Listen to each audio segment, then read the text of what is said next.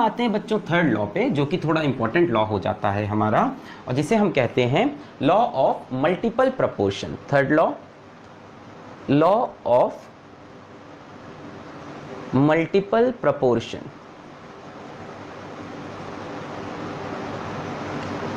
अब ये क्या कहता है? ये कहता है when two elements combine to form more than one compound। अब भाई मल्टीपल है तो एक से ज्यादा कंपाउंड बनेंगे। Then the different masses of one element which combines with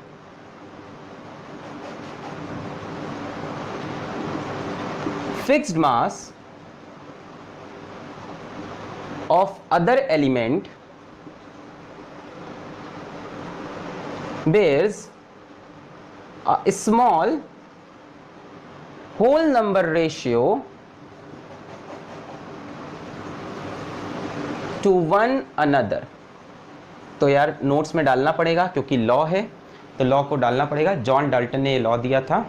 पिछले लॉ की बात करें, लॉ ऑफ डेफिनेट प्रोपोर्शन, तो वो हमको प्राउस्ट ने दिया था, और उसके पिछले बात की बात करें तो एंटनी लेवुजियर ने दिया था, है ना, law of conservation of mass. तो ये लॉ पहले आपको नोट करना पड़ेगा कि when two elements combine to form more than one compound, then the different masses of one element which combines with fixed mass of other element bears a simple whole number ratio to one another। बड़ी complex सी, बड़ी confusing सी definition है, समझेंगे मेरे साथ इसको आप प्यार से आराम से। When two elements combine to form more than one compound, तो हम दो एलिमेंट ले लेते हैं, कार्बन और ऑक्सीजन, फिर से ले लिया कार्बन और oxygen. When two elements combine to form more than one compound, तो कार्बन और ऑक्सीजन से बना कार्बन डाइऑक्साइड, कार्बन और ऑक्सीजन से बना कार्बन मोनोऑक्साइड। टू एलिमेंट्स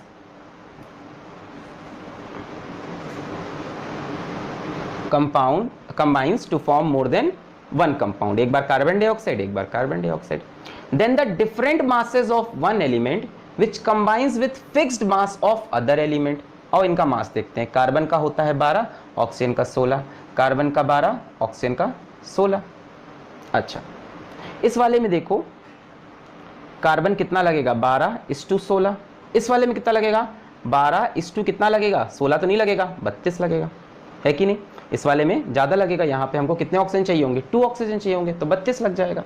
फिर से, then the different masses of one element, then the different masses of one element which combines with fixed mass of other element, fixed mass of other element। तो हम लिखेंगे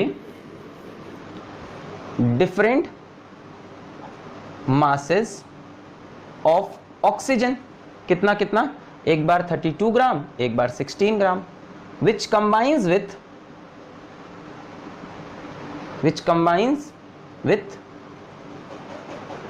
fixed mass of other element, मतलब carbon, और carbon का fix mass कितना है, 12 ग्राम। bears a small whole number ratio to one another, मतलब the different masses of oxygen which combines with fixed mass of carbon। तो different masses of oxygen क्या है, 32:16 should bear a simple and a small भी हो और simple भी हो, whole number ratio to one another। तो रेशियो कितना आएगा, 2:1। तो स्मॉल रेशियो है, सिंपलेस्ट रेशियो है, तो ये सही है। यही चीज़ ये लॉ बता रहा है। चलो एक और एग्जाम्पल लेते हैं, इसी बात को और अच्छे समझते हैं। जैसे मान लो हमारा हाइड्रोजन और ऑक्सीजन हो गया, तो हाइड्रोजन और ऑक्सीजन से बनता है वाटर H2O, और बनता है hydrogen peroxide H2O2, hydrogen peroxide पर ऑक्साइड H2O2, और ये वाटर H2O। अच्छा, हाइड्रोजन का मास 1 होता है, तो इसमें हो गया 2:16, इसमें हो गया 2:16, 2 ज़ा 32। अब then the different masses of one element, यानी different masses of oxygen, different masses of oxygen, एक बार 16 ग्राम, एक बार 32 gram, which combines with fixed mass of other element, fixed mass of hydrogen which combines with